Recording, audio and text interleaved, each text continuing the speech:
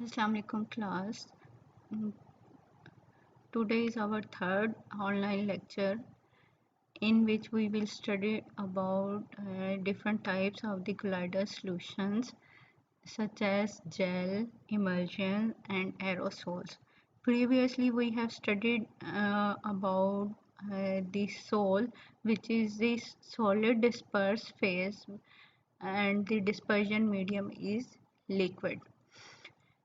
But in the case of gels or jellies, the dispersed phase is the liquid and the dispersion medium is a solid. So we can define gels or jellies as a jelly-like colloidal system in which a liquid is dispersed in a solid medium is called as a gel.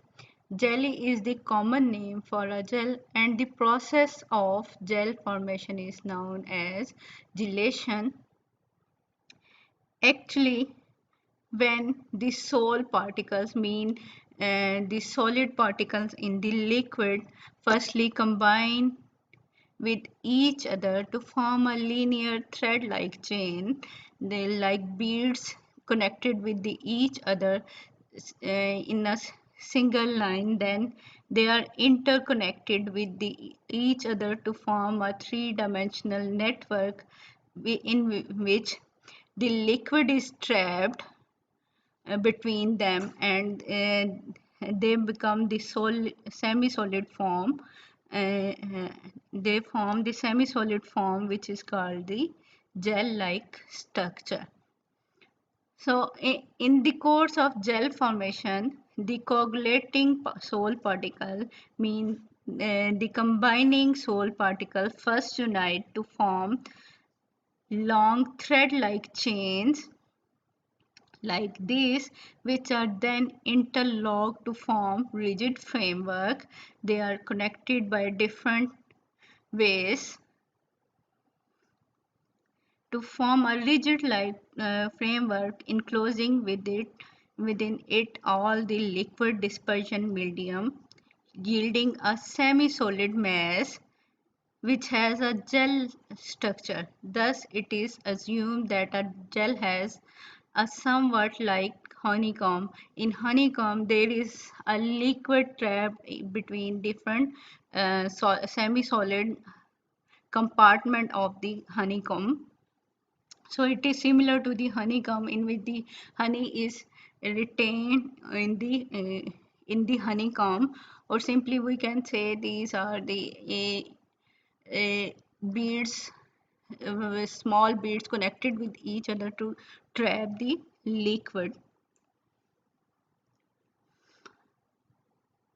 There are different types of the gels such as elastic gel, non-elastic gel and thixotropic gel. They are classified on the basis of their mechanical properties.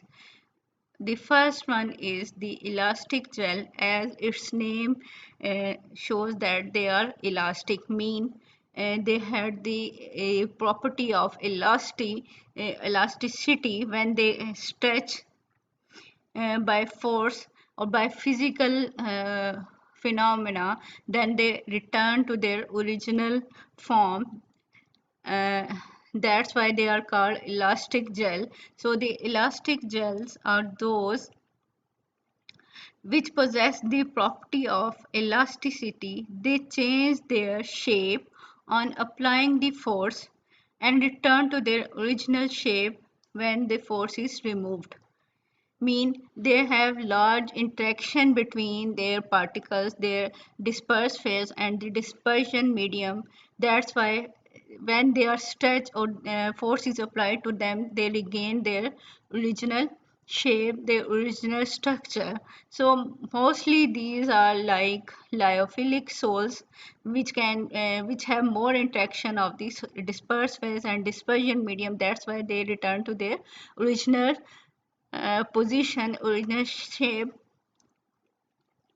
The elastic gels are obtained by cooling fairly concentrated lyophilic sols. They can be easily prepared from the lyophilic sols When they are cooled, then we can form the elastic gels, and by physical mean they are, if we change their structure, they retain to original shape or position. Gelatin, starch, and soap are the example of the substance which form the elastic gels. So it's mean they are mostly the lyophilic salts which are converted into the gels. In gel, the liquid is the dispersion dispersed phase, and the liquid is the solid is the dispersion medium. And the next type is non-elastic gels. As its name shows that they are non-elastic, mean they are rigid. If a physical force or chemical force is applied, they cannot be reversed to their original position. So it's mean they can be prepared by some chemical reaction. If there is a chemical reaction between some material, then they cannot be reversible to their original shape, original structure. They are irreversible because there is a chemical permanent change in that material. So these are non-elastic gels. Non-elastic gels are those which are rigid, mean they cannot be changed to their original structure, or if they are changed, they become destabilized. They are prepared by the appropriate chemical reaction, by the double decomposition reactions or metathesis. These are the type of reactions. Thus, the silica gel, which is called as non-elastic gel, is obtained by the addition of an acid to a water solution of the sodium silicate. We have the sodium silicate, aqueous solution of the sodium silicate. When reacted with the HCl, it will form sodium chloride, and H will goes to the silicate, so it form the silicic acid. The resulting molecule of the silicic acid polymerized to form silica gel. Polymerize mean the small units of the silicic acid combine with each other to form large molecule, mean macromolecule, which are the polymers of the silicic acid to form the silica gel, which is called as the silica gel. As you studied previously, that silica gel is frequently used for the absorbing moisture from the organic solvent and from the atmosphere. You have studied the applications of adsorbent, that silica gel act as good absorbing and adsorbing material. So it absorbs the moisture from different solvents and from to purify them and to purify the atmosphere. So the non-elastic gels are rigid, they can be prepared by the chemical reactions, but the elastic gels are non-rigid, they have the property of elasticity, they can be prepared by physical means. And the third type is the thixotropic gels. Those gels which exhibit as semi-solid when they are rest but change to liquid sol on agitation. These are those type of gels which can be converted into sol, or sol can be converted into gel. If we undisturb any sol for some time, they convert into gel, and when the gel is shaken by high speed, or gels are agitated, when the gels are disturbed, they are converted into sol, and then when the sol is remain unchanged, they are converted into gel. So these are the thixotropic gels, those gels which exist as semi-solid when at rest but change to the liquid on agitation are called the thixotropic gel. This sol gel transformation means sol to gel and gel to sol transformation is reversible and is referred to as thixotropy, and this property is called as thixotropy. Such some examples of thixotropic gels are iron oxide, silver oxide gels.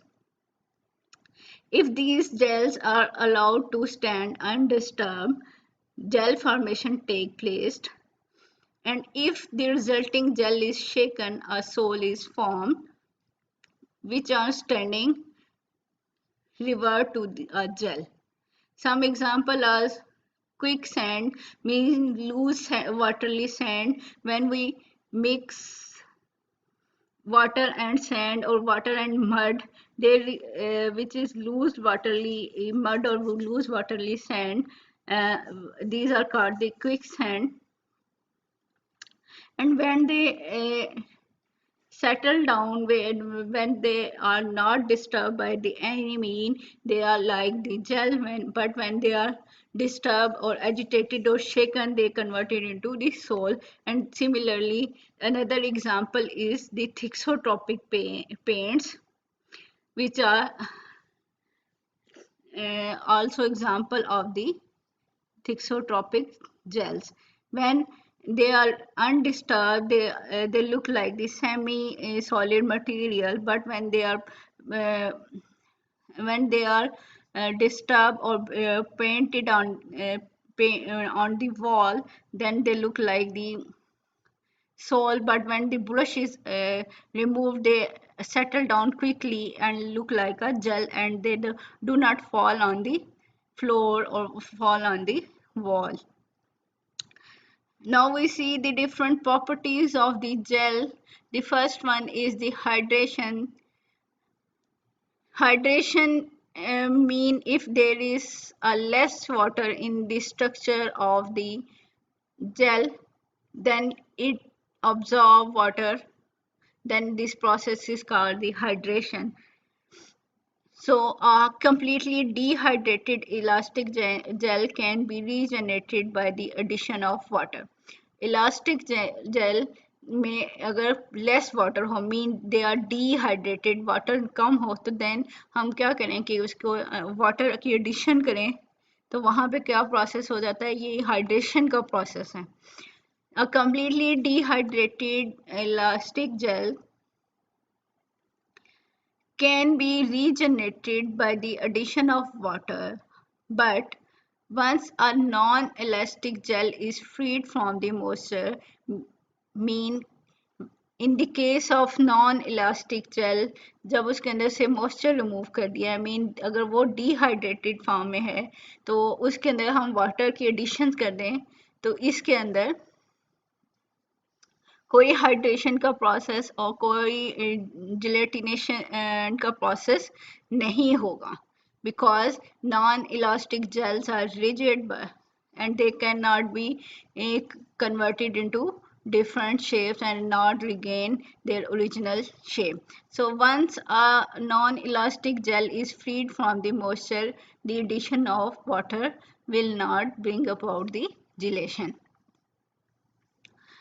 Mean hydration process is done by only the elastic gels.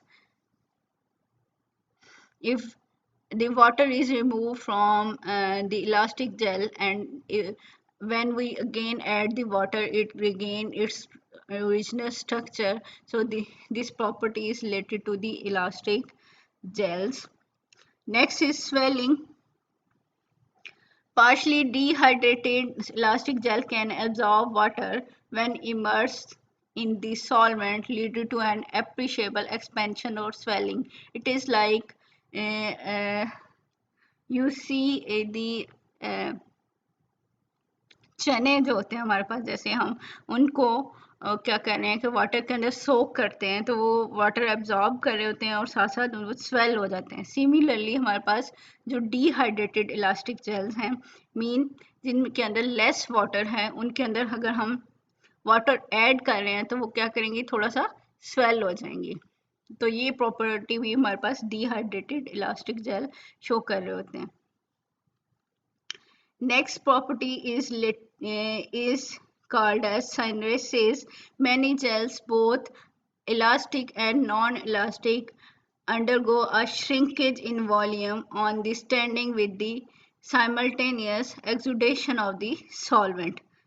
Mean after some time, both the elastic and non-elastic gels remove their solvent from them, and due to the removal of the solvent from their structure, they become small or they shrink in volume, and this process is called syneresis or weeping of the gel. Mean removal of solvent from the elastic or non-elastic gel is called syneresis. So this is the properties of the gels, and this is all about the gel. Actually, the gels are the dispersion of the liquid medium in the solid form, and there are three main types of the gels. First one is elastic gel, second one is non-elastic gel, and third one is the thixotropic gel, in which the sol and gel uh, transform into each other, and we see the properties of gel such as hydration, swelling, and syneresis. The next colloidal systems are the aerosols.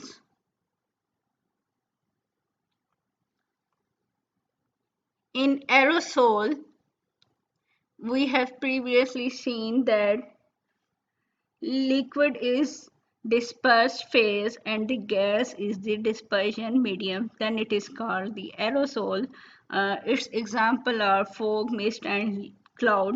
When the solid is the dispersed phase and the gas is the dispersion medium, then the example is solid aerosol, and its examples are the smoke, dust, iodine vapors in the air.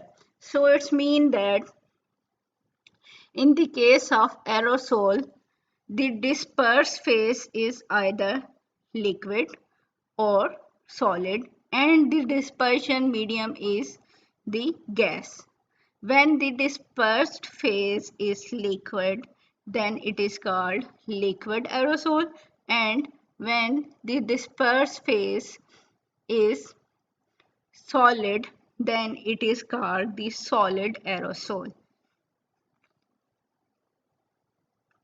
An aerosol is defined as a colloidal system consisting of finely divided solid or liquid particles dispersed in or surrounded by a gas.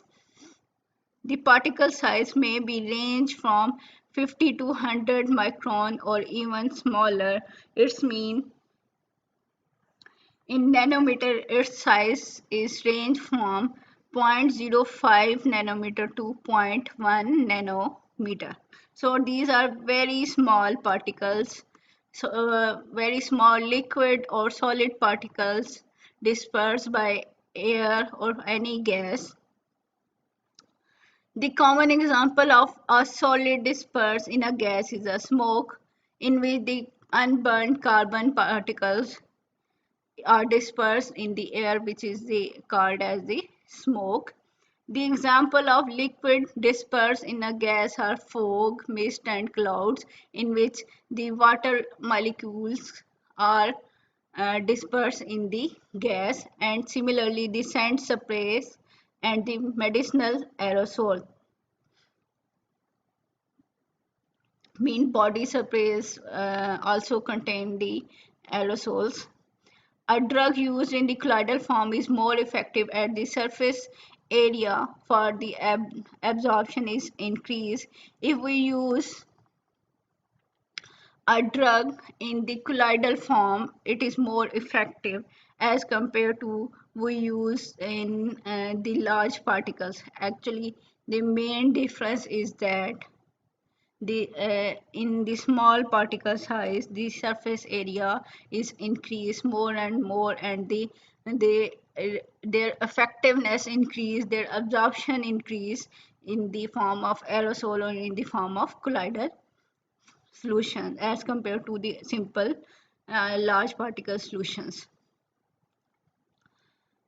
one of the application of aerosol in pharmaceutical is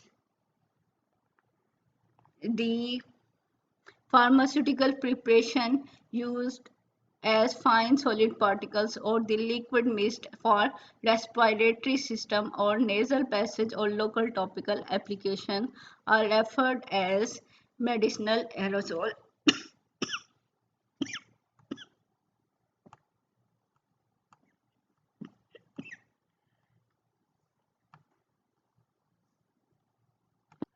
So aerosol can be used in medicals,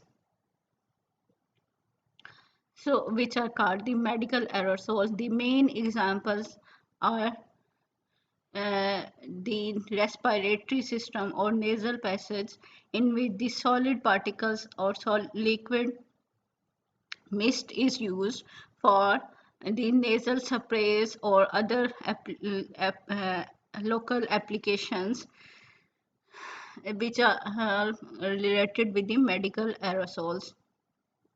Similarly, they are also used in the different industry like cosmetic industries, such as in perfume, in shampoo, and different types of creams, and are marked in aerosol packages. They actually the aerosol have many application in different fields. Uh, in the form of aerosols, their effectiveness is increased. Even in our body surface, aerosols are used.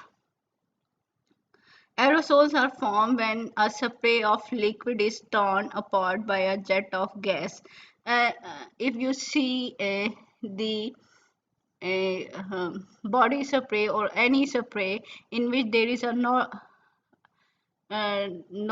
and when we press that there is a another material which is called as propellant, actually which is a gas filled in it, and the actual material is either in the form of liquid. When we press the nozzle, there is a pressure on the gas, and which cause the propel of the liquid in the form of some small droplets, which is the spray of our different perfumes.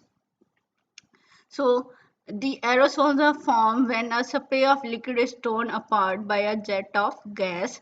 The dispersion is helped if a charge is applied to the liquid, mean if electric charge or other charge are applied to liquid, then it will enhance the propellant of the liquid from this uh, perfume or any other spray.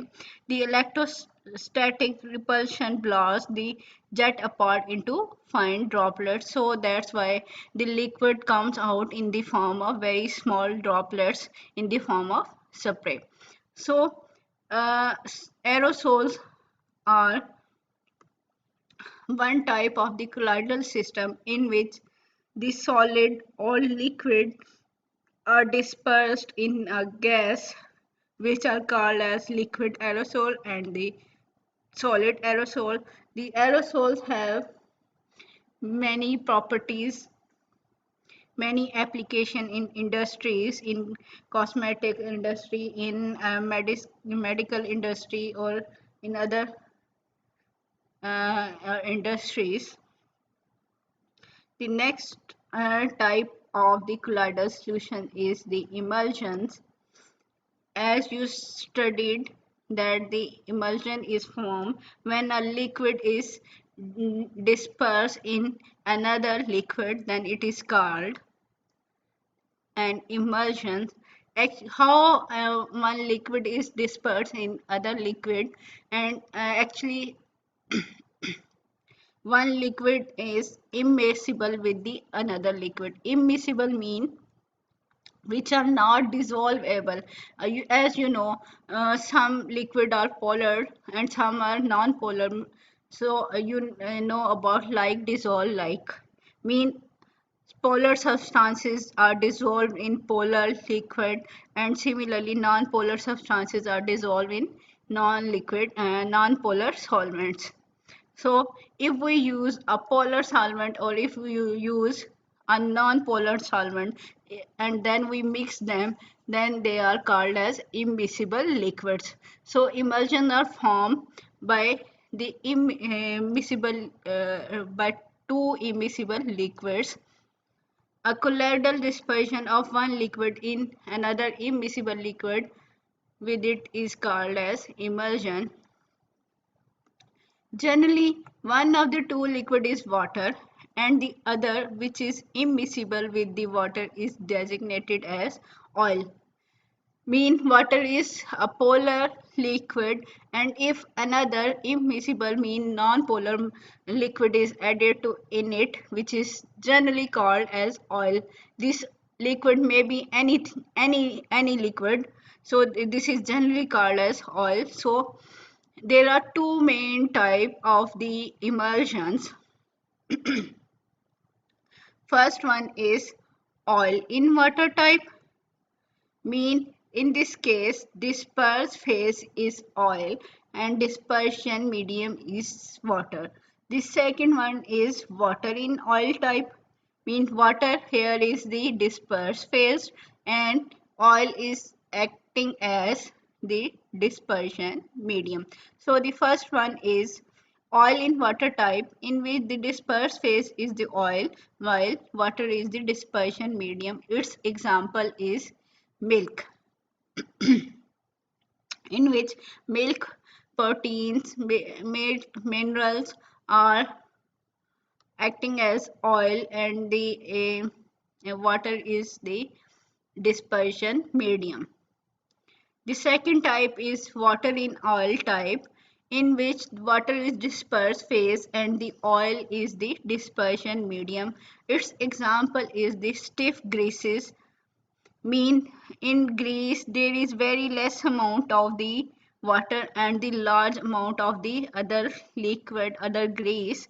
So which type is the emulsion is based on their quantity. If water is more in the emulsion, that is called oil in water type. If oil is more in the emulsion, that then oil is the dispersion medium and water is the disperse phase. So how these emulsions are formed? Generally, if we shake the two immiscible liquid together, they form emulsion, or if we shake them through some machines or homogenizer or some shaker, we can also prepare them. So the preparation of the emulsion include the emulsions can be prepared by the shaking two immiscible liquid together, or preferably by passing the mixture of two immiscible liquids through a colloidal milk known as homogenizer. It is like a shaker which shake the two liquid at high speeds. Such emulsions prepared from the pure liquid are generally unstable because there is no interaction between the two liquids, so they are easily separated out in the form of two layers. The droplets of the dispersed phase coalesce, mean come together and unite, and the two liquids separate into two layers. Mean one layer is the aqueous layer and the other layer is the oily layer, because there is no interaction between these two liquids and they are very unstable. So sometimes we use a third substance to stabilize these emulsions, which are called emulsifier or emulsifying agent. So, to have a stable emulsion, a small quantity of a third substance called as emulsifier or emulsifying agent is added during the preparations. These are usually soaps of various kind, long chain sulfonic acid and sulfates or lyophilic colloids such as protein, glue, and gums. Actually, what is the function of the emulsifier? It attached on the surface of the water, and in the other end it attached toward the liquid end to stabilize the both liquids, and in this way the emulsion is stabilized. Actually, the tension between the both layer, mean water and the oily layer, uh, is reduced by these emulsifier or emulsifying agents, so they connect with each other. It's mean these are like some detergent or some micelles. They form some micelle type structure which has some hydrophobic end and some hydrophilic end. In the case of oil, oil surface, the hydrophobic end are attracted toward it, and the hydrophilic end are attracted toward the water. So they stabilize these emulsion and prevent it from the formation of the two separate layers. Now we study the role of emulsifiers. The emulsifier fire concentrate at the oil water surface interface and reduces the interfacial tension between the two liquid phases. Mean the water और liquid के दरमियान में जो interfacial tension है उसको reduce करे. आपको पता है surface tension है, जैसे ही हम कोई electrolyte add कर रहे हैं, कोई भी soap और कोई भी detergent और कोई भी सरफेस एक्टिव एजेंट ऐड कर दें तो इंटरफेशियल टेंशन जो है या सरफेस टेंशन जो है किसी भी लिक्विड की वो डिक्रीज हो जाती है. So the emulsifier concentrate at the oil liquid interface, which reduces the interfacial tension between the two liquid phases and form a film around the droplets, which prevent the coalescence of the droplets. Mean वो oil droplets को आपस में combine होने से रोक रहे हैं ताकि वो इमल्शन हमारे पास स्टेबल ले. For example, when an oil is emulsified in water by means of some soap, long hydrocarbon tails of the soap molecule will be attracted. आपको पता है हाइड्रोकार्बन तेल जो है वो वाटर हेटिंग है, वाटर हाइड्रोफोबिक है, ठीक है, तो इसलिए वो ऑयल की तरफ जाएगी ना कि पानी की तरफ. The long hydrocarbon tail of the soap molecule will be attracted by the oil and will attach themselves to the oil. So if this is the hydrocarbon tail of the soap and this is the hydrophilic end of the soap, so the hydrophilic end attracted toward the oil will attach themselves to the oil, while the polar end extend into the water. Polar and जो है वो outer water system की तरफ चले जाएंगे. Thus the droplets will be prevented from coalescence and by protecting layer of the emulsifier. emulsifier की layers जो हैं वो इस ऑयल को प्रोटेक्ट कर देंगी कि वो कोलेस ना कर सकें, वो कोलाइड कंबाइन होके एक लेयर ना बना सकें. सो इस तरह क्या हुआ कि हमारे पास जो इमल्सिफाइंग एजेंट है उन्होंने ऑयल के ड्रॉपलेट्स को स्टेबलाइज कर दिया एक लेयर बना के, और इसी तरह साथ साथ जो है वो उन्होंने वाटर के साथ भी इंटरेक्शन शो की, तो इमल्शन को स्टेबलाइज कर दिया. The type of emulsion which results by the shaking to immiscible liquid depend upon the relative proportion of the two in the mixture. Mean oil is more or water is more in the liquid. As a rule, the one in excess will act as the outside phase, mean dispersion medium or outer phase, the other as the inner phase or disperse phase. These emulsions have different properties. Actually, they are colloidal solutions, so their properties are similar to the colloidal solution. So the first one is like salt, the droplets in an emulsion are electrically charged. They have positive charge or negative charge. When they have charge, they move toward the opposite charge electrode.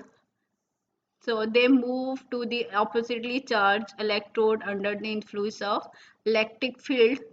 Emulsion also show the Tyndall effect and Brownian movement. Tyndall effect, is the scattering of light in different direction by the colloidal solutions, and Brownian movement is the zigzag movement of the particles.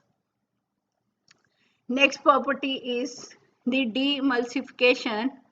Demulsification mean instability of the emulsion or breaking of the emulsions. How emulsions can be break up? The emulsion can be broken or demulsified to get the constituent liquid by boiling. By boiling, if one liquid is boiled earlier than the other, so both the liquid can be separated out. If one liquid is free quickly as compared to the other, then they can be separated out, or by centrifugating, or by rotating them at high speed in a machine which is a centrifuge machine, so they can be easily separated out. One liquid become uh, in the form of layer on upside, and the one liquid separated out on the downside by the centrifuging them, or by the addition of appreciable amount of the electrolyte. Actually, the electrolytes are ionic substance, so you simply get the salts which can also separate these two liquids, and by chemical destruction of the emulsifying agent, or if we destroy the emulsifying agent, then the emulsion cannot be remain stable. And the next property is the dilution, mean we can dilute the emulsions by the addition of the dispersion medium. Emulsion can be diluted with an with any amount of the dispersion medium. On the other hand, the dispersed liquid, when mixed with it, will at once form a separate layer. Mean dilution is related to the dispersion medium. If we add dispersion medium, it will be diluted more and more. But if we add the dispersed phase, then it will not be diluted. Actually, it form a separate layer of that material on the other. So this property is used to determine the type of the given emulsion. If it is oil in water emulsion, and then if we add water in it, then it causes the dilution. If we add oil in it, then it cannot be diluted, it form a separate layer in the emulsion. So it is, so we tell about by this is the oil in water, not the water in oil emulsion. So we can easily detect the type of emulsion from this. If we add disperse phase, it will form the separate layer, or if we add the dispersion medium, it will dilute the emulsion. So this is the our lecture, which include the three different types of the colloidal system. The first one was the gel, in which the liquid is dispersed in the solid. The second one was the aerosol, in which